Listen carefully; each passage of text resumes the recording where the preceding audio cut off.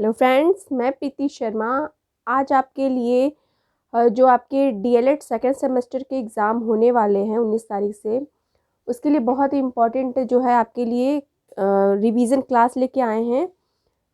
वर्तमान भारतीय समाज समाज एवं प्रारंभिक शिक्षा। तो ये जो हमारा जो पहला पेपर है भारतीय जो है वर्तमान समाज एवं प्रारंभिक शिक्षा का विषय, वो आपके सामने कुछ रिवीजन लेके आए हैं जिससे कि आप कम समय में ज़्यादा से ज़्यादा तैयारी स्ट्रेटेजी के साथ कैसे करिए और अच्छे से अच्छे नंबर स्कोर कीजिए। जो ये आपका 50 नंबर का पेपर है। और चलिए इसी के साथ स्टार्ट करते हैं अपनी रिवीजन क्लास, और जो आपके एग्ज़ाम के पॉइंट ऑफ व्यू से बहुत ही इम्पोर्टेंट होने वाली है। कम समय में ज़्यादा से ज़्यादा चीज़ों को हम अचीव कैसे करें, तो चलिए स्टार्ट करते हैं। अब देखिए यहाँ पे जैसे कुछ ऑब्जेक्टिव क्वेश्चन हम आपके लिए लेके आए हैं जो आपको बहुत ही आसानी से समझ में आने वाला है, और आप आसानी से इससे अगर देख लेते हैं इस क्लास को तो आपको कुछ चीज़ें तो क्लास में ही बहुत सारी चीज़ें याद हो जाएंगी। ठीक है, तो चलिए देखते हैं, स्टार्टिंग करते हैं। पहला जो हमारा क्वेश्चन है कि एजुकेटम जो है किस भाषा का शब्द है, तो एजुकेटम जो है लैटिन भाषा का शब्द है। ठीक है, वैसे ही आपका दूसरा क्वेश्चन है कि शिक्षा है, शिक्षा से क्या तात्पर्य है, तो शिक्षा क्या है। जैसे कि हमने इसके पहले वाले शिक्षा वाले क्लास में आपको बताया था कि शिक्षा एक क्या है, सतत अर्थात जीवन भर चलने वाली प्रक्रिया है, अर्थात विकासात्मक प्रक्रिया है। ठीक है, तो ये आपका शिक्षा से तात्पर्य है। तो इसमें जैसे क्वेश्चन दे देता है कि ये तीनों है और शिक्षा नहीं है, तो ये तीनों क्वेश्चन रहेगा, उसमें नहीं है वाला जो है या कुछ अन्य ऑप्शन दे देता है तो उसमें से ये तीनों है और वो नहीं रहेगा। तो इस तरह से देख सकते हैं क्वेश्चन को किस तरह से घुमा फिरा सकता है। एक बहुत ही कोटेशन है, प्रकृति की ओर लौटो।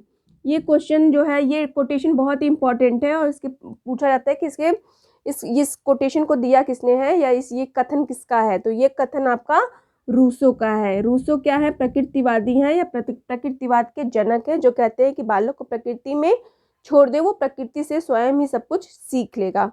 तो ये कोटेशन आपको याद रखना होगा। ठीक है, अब आइए नेक्स्ट क्वेश्चन है कि शिक्षा का उद्देश्य है।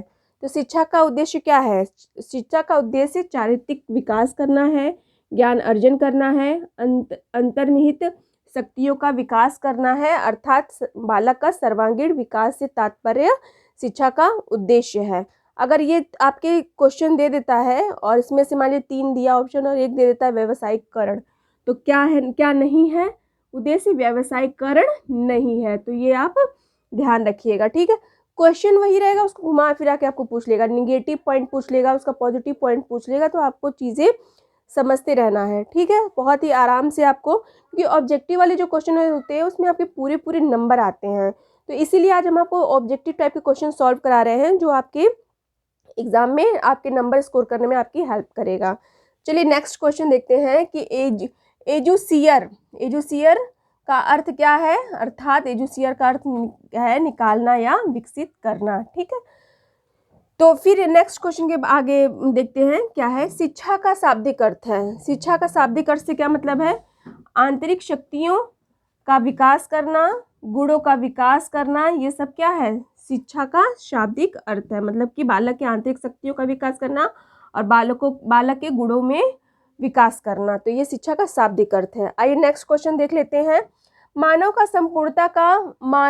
संपूर्णता का प्रकटीकरण ही शिक्षा है। ये कथन किसका है, मानव की संपूर्णता का प्रकटीकरण ही शिक्षा है। ये कोटेशन आपके स्वामी विवेकानंद का है। ठीक है, अब नेक्स्ट क्वेश्चन देखेंगे कि आत्मानुभूति उद्देश्य है। आत्मानुभूति किसका उद्देश्य है, व्यक्ति का। ठीक है, आत्मानुभूति व्यक्ति का उद्देश्य है। ठीक है, अब आइए इसमें देख लेते हैं कि हाँ, एक और क्वेश्चन यहाँ पे देखिएगा आप, इम्पॉर्टेंट है। दूरस्थ शिक्षा का घटक है, तो दूरस्थ शिक्षा डिस्टेंस लर्निंग एजुकेशन से तात्पर्य है। इसके घटक कौन कौन से हैं, इसके घटक मुक्त अधिगम है, प्रत्याचार शिक्षा है और मुक्त शिक्षा है। मतलब कि इन सब माध्यम से हम शिक्षा प्राप्त कर सकते हैं। दूर दराज क्षेत्रों में जो लोग रहते हैं वो घर बैठे ही दूरस्थ शिक्षा के द्वारा अपनी शिक्षा को पूर्ण कर सकते हैं, अपनी डिग्री प्राप्त कर सकते हैं, काम करते हुए, जॉब करते हुए। ठीक है, तो ये दूरस्थ शिक्षा का या ये दूरस्थ शिक्षा का उद्देश्य ही यही है। ठीक, अब आइए नेक्स्ट क्वेश्चन देखते हैं कि शिक्षा ये जैसे कि हमने बताया कि ये कोटेशन है, ये कोटेशन आपका बहुत ही इम्पोर्टेंट है। शिक्षा व्यक्ति की जन्मजात शक्तियों का प्राकृतिक, निरंतर तथा प्रगतिशील, तो ये 3 चीज़ें याद रखेंगे। व्यक्ति की जन्मजात क्या, प्राकृतिक, निरंतर और प्रगतिशील विकास है। किसने कहा था? पैथोलॉजी का ये कथन है, ठीक है। तो ये याद रखिएगा, इस तरह से आप याद कर सकते हैं। विवेकानंद की बात करें तो संपूर्णता का प्रकटीकरण, ये इतना याद रखिएगा, ये विवेकानंद का कोटेशन है, ठीक है। आइए, ये बहुत ही मतलब इम्पॉर्टेंट और बहुत इम्पॉर्टेंट कोटेशन जो आपको ये तो जुबान पे रहना चाहिए कि स्वस्थ शरीर में स्वस्थ मस्तिष्क का वास होता है। ये किसका कोटेशन है? अरस्तु का कथन है, ठीक है। आइए, एक और क्वेश्चन आपके सामने है, जैसे कि गांधार देश की राजधानी या गांधार राज्य की राजधानी क्या थी? तक्षशिला थी, ठीक है। जो आपके भारत के जो तक्षशिला कहाँ है? ये आपका कह सकते हैं कि ये जो ऊपरी भाग जो है कंधार उंधार का जो क्षेत्र है आपका, ये सब तक्षशिला का, हस्तिनापुर वगैरह ये सब उधरी का क्षेत्र है। आइए, अनौपचारिक शिक्षा की विशेषता है, तो अनौपचारिक शिक्षा की विशेषता क्या है? स्वतंत्रता। अनौपचारिक शिक्षा कैसी होती है? स्वतंत्र होती है, स्थान व समय इसमें निश्चित नहीं होती है, अर्थात ये शिक्षा कहीं से भी अर्जित की जा सकती है, ठीक। उपनयन का अर्थ है पास ले जाना। जब बालक का जब उपनयन संस्कार होता था, अर्थात वो गुरु के पास ले जाते थे और शिक्षा के लिए उनको दीक्षा दिलाई जाती थी। आइए, अनौपचारिक शिक्षा का अभिकरण, अनौपचारिक शिक्षा के अभिकरण से अर्थात कहाँ से वो सीखते हैं? परिवार से सीख सकते हैं, राज्य से सीखते हैं, समुदाय से सीखते हैं, मतलब ये स्वतंत्र हैं, किसी भी स्थान से और किसी भी समय कोई निश्चितता नहीं है इनके सीखने की। लेकिन वही अगर औपचारिक शिक्षा की बात करते हैं कि औपचारिक शिक्षा का अभिकरण है, औपचारिक शिक्षा किसका अभिकरण करती है? विद्यालय का, मतलब किसी निश्चित स्थान, विशेष और समय का क्या होता है? निर्धारण होता है औपचारिक शिक्षा के अंतर्गत, ठीक। अब नेक्स्ट क्वेश्चन देखिए, कह रहा है कि नालंदा किस काल की शिक्षा का प्रमुख केंद्र था? तो नालंदा एक जो है बौद्ध काल में बहुत ही प्रमुख विश्वविद्यालय था, जहाँ पे देश ही नहीं अपितु विश्व भर से लोग क्या करते थे?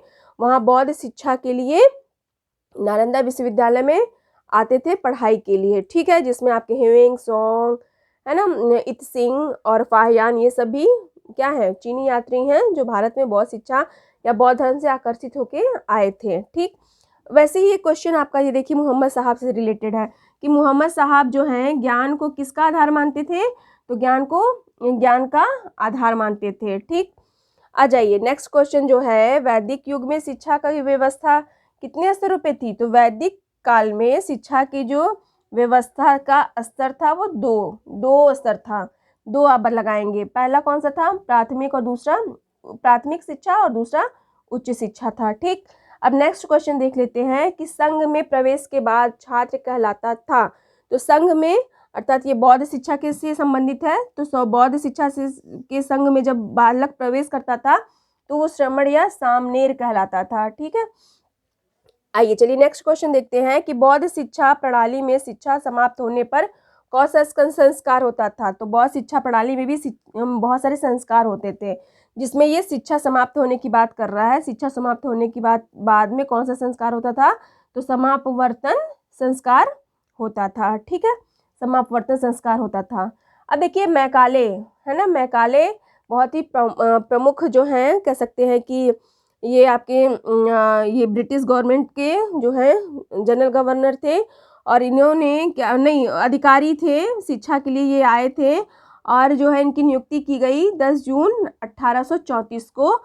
ये शिक्षा के लिए अपना क्या है, ये अधिकारी ही नियुक्त किए गए थे जिन्होंने किस पे बल दिया? पाश्चात्य शिक्षा पे बल दिया, अंग्रेजी शिक्षा में अंग्रेजी भाषा को लाने पे बल दिया, अर्थात शिक्षा का माध्यम क्या होना चाहिए? अंग्रेजी होना चाहिए, ठीक है। चलिए नेक्स्ट क्वेश्चन देख लेते हैं कि बौद्ध काल में प्राथमिक शिक्षा किसके लिए उपलब्ध थी? तो जो प्राथमिक शिक्षा जो थी या बौद्ध काल में किसी भी प्रकार की शिक्षा थी, वो उसमें कोई भी बाउंडेशन नहीं था, वो सभी जाति सभी वर्गों के लिए उपलब्ध थी, ठीक। अब देखिए नेक्स्ट क्वेश्चन है कि विलियम बेंटिक जो है, विलियम बेंटिक की नई शिक्षा नीति इन्होंने लाई, और कब लाई? तो 7 मार्च 1835 में विलियम बेंटिक की शिक्षा नीति लाई गई, ठीक है। अब आइए, ये डेट आप याद रखिएगा, इम्पोर्टेंट है। अब आइए नेक्स्ट क्वेश्चन जो है कह रहा है कि बौद्धकालीन शिक्षा व्यवस्था में कैसी थी, पूर्णतः निःशुल्क थी। बौद्धकालीन शिक्षा में कोई भी शिक्षा प्रदान करने के लिए धन नहीं लिया जाता था। फिर नेक्स्ट क्वेश्चन है, प्राचीन शिक्षण पद्धति में विधियाँ थी। तो प्राचीन शिक्षण पद्धति की जो विधियाँ थी वो कैसी थी, श्रवण थी, मनन थी और निधिध्यासन थी। ये प्राथमिक जो है प्राचीन कालीन शिक्षण पद्धति की प्रमुख विधियाँ। ठीक, आइए नेक्स्ट क्वेश्चन है कि बौद्ध शिक्षा का प्रमुख केंद्र क्या था। जैसे हमने बताया कि नालंदा विश्वविद्यालय जो बिहार में था। ठीक, मुस्लिम कालीन शिक्षा का उद्देश्य क्या था, ज्ञान की प्राप्ति था। बिस्मिल्लाह संस्कार कितने माह के बच्चों को कराया जाता, कितने माह तक के बच्चों के बीच में होता था, या कितने माह के बच्चों को कराया जाता था, 1 माह 2 दिन के बच्चों को बिस्मिल्लाह संस्कार कराया जाता था। ठीक है, भारत के आधुनिक शिक्षा का जन्मदाता किसे कहते हैं, भारत के आधुनिक शिक्षा का जन्मदाता कार्नवालिस। ठीक है, कार्नवालिस को कहा जाता है। ये भी जो है भारतीय गवर्नर जनरल के रूप में भारत में आए थे। छनाई का सिद्धांत, जिसे निस्पंदन सिद्धांत भी कहते हैं, निस्पंदन सिद्धांत कहते हैं, इसके प्रवर्तक कौन है, मैकाले हैं। ठीक है, अब आइए प्रकृतिवाद से क्वेश्चन है कि प्रकृतिवादी कौन है। ठीक है, तो प्रकृतिवादी की बात की जाए तो स्पेंसर है, ठीक, रूसो है। और प्रकृतिवादी के संस्थापक की बात कौन कहा जाए तो रूसो प्रकृतिवादी के संस्थापक में सबसे पहला नाम आ जाता है। अब नेक्स्ट क्वेश्चन है, ब्रह्मांड को विचार जगत एवं वस्तु जगत में किसने विभाजित किया। मतलब कि ब्रह्मांड को विचार जगत और वस्तु जगत, ये दो कोटेशन याद रखिए, 2 शब्द। और ये किसने किया तो प्लेटो ने किया, ये याद रखिएगा। ठीक, अब आइए नेक्स्ट क्वेश्चन है, आदर्शवाद के अनुसार शिक्षा का केंद्र बिंदु क्या था। तो आदर्शवाद में शिक्षा का केंद्र बिंदु शिक्षक था। ठीक है, आदर्शवादी मानते हैं कि शिक्षा का केंद्र बिंदु कौन है, शिक्षक है। अब जैसे कि इस आदर्शवाद के प्रतिपादक की बात की जाए, या आदर्शवादी कौन कौन से जो हैं हमारे जो हैं दार्शनिक हैं, विद्वान हैं, तो आदर्शवादी में सुकरात आ जाते हैं, प्लेटो आ जाते हैं, हीगल आ जाते हैं, कांट आ जाते हैं, ग्रीन आ जाते हैं और गांधी जी भी क्या है, आदर्शवादी हैं। अगर ऐसा क्वेश्चन इसमें से मान लीजिए 3 ऑप्शन दिया और कहा कि नहीं थे, मान लीजिए डीवी दे दिया, तो डीवी आदर्शवादी नहीं थे। ठीक है, अब आइए नेक्स्ट क्वेश्चन, प्रकृतिवाद किस प्रकार के अनुशासन की बात करता है। तो प्रकृति क्या करता है, मुक्तात्मक अनुशासन की, मतलब कि बालक को प्रकृति में छोड़ दो, बालक प्रकृति से स्वयं ही सब कुछ सीख लेगा। ठीक, नेक्स्ट क्वेश्चन है, प्रयोजनवाद का जन्म किस देश में हुआ। तो प्रयोजनवाद का जन्म अमेरिका में हुआ। ठीक है, नेक्स्ट क्वेश्चन देखिए, कह रहा है कि विद्यालय को समाज का लघु रूप कौन मानते हैं। विद्यालय को समाज का लघु रूप प्रयोजनवादी मानते हैं। ठीक, प्रोजेक्ट विधि के समर्थक कौन है, प्रयोजनवादी प्रोजेक्ट विधि के समर्थक हैं। प्रकृतिवाद की प्रमुख शिक्षण विधि कौन सी थी। प्रकृति क्या कहती है, रूसो कहते हैं कि बालक को प्रकृति में छोड़ दो, वो करके सीख लेगा, करके सीखने पे बल देते हैं, खेल विधि के द्वारा सीखने पे बल देते हैं। ठीक है, तो इस तरह से जो है हमारे जो है शॉर्ट क्वेश्चन है, और ये मतलब कि ऑब्जेक्टिव टाइप क्वेश्चन है, जिसे आप क्वेश्चन देखिए और उसका जो है आप सीधे सीधे वो करिए आप उसमें। तो इसी तरह से देखा आपने कि छोटे छोटे पॉइंट को हम किस तरह से पॉइंट आउट करके पढ़ेंगे एग्जाम को टारगेट बनाते हुए, क्योंकि टाइम तो है नहीं, कल आपका पेपर है, तो आप अच्छे से तैयारी कर लीजिए। छोटे छोटे जो है ये कोटेशन आप याद कर लीजिए, समझ लीजिए, आपके एग्ज़ाम के लिए बहुत ही इंपॉर्टेंट है, इसलिए हम शॉर्ट लेके आए हैं आपके लिए। ठीक है, तो आप चलिए, ये तो एक पार्ट फर्स्ट है, दूसरा वाला भी हम कवर करने का कोशिश करते हैं। आपको अगर वीडियो अच्छा लग रहा है तो लाइक करते चलिए, और ज़्यादा से ज़्यादा लोगों तक, अपने मित्रों तक शेयर कीजिए, ताकि वो भी इस वीडियो से लाभ उठा सके और एग्ज़ाम में 50 के 50 नंबर कोशिश कीजिए कि अच्छे से अच्छा नंबर ला सकें। तो आज के लिए इतना ही, तब तक के लिए नमस्कार, धन्यवाद।